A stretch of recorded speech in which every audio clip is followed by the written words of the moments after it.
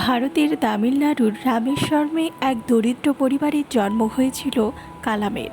ছোট থেকেই অভাবী সংসারে বেড়ে ওঠা। একটা সময় আর্থিক টানাটানির জন্য খবরের কাগজ বিলি করেও নিজের পড়াশোনার খরচ জোগাতে হয়েছে। প্রবল জেদ আর ইচ্ছাশক্তিতে ভর করেই তিনি জীবনে সফল হয়েছিলেন। দেশের প্রতি নিবেদিত প্রাণ মানুষটি আজীবন প্রতিকূলতাকে জয় করার মন্ত্র শিখিয়েছেন সবাইকে। রামেশ্বরমের ছোট্ট পরিবার থেকে রায়সিনা হিল পর্যন্ত তার যাত্রাপথ কিন্তু এত সহজ ছিল না। আব্দুল কালামের বাবা কাঠের নৌকা তৈরি করতেন। সেই নৌকা তিনি ভাড়া দিতেন মৎস্যজীবীদের। কালামরা 5 ভাই আর 5 বোন ছিলেন। কেন বিয়ে করেননি? জীবদ্দশায় একাধিকবার তাকে এমন প্রশ্নের মুখোমুখি হতে হয়েছিল।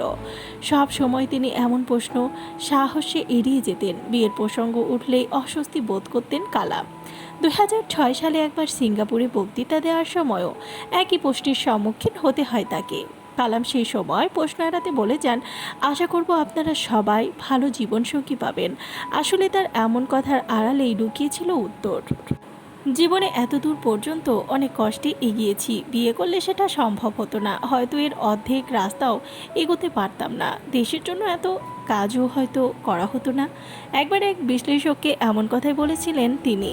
সঠিক জীবনসঙ্গী খুঁজে পাননি, তাই বিয়ে করার ইচ্ছা তার কখনো হয়নি। তাছাড়া নিজের কাজ ও দেশের চিন্তা নিয়ে ডুবে থাকতেন তিনি, তাই বিয়ে সম্পর্ক নিয়ে ভেবে ওঠাও হয়নি তার। কালামকে যারা চেনেন তারা এমনই দাবি করেন।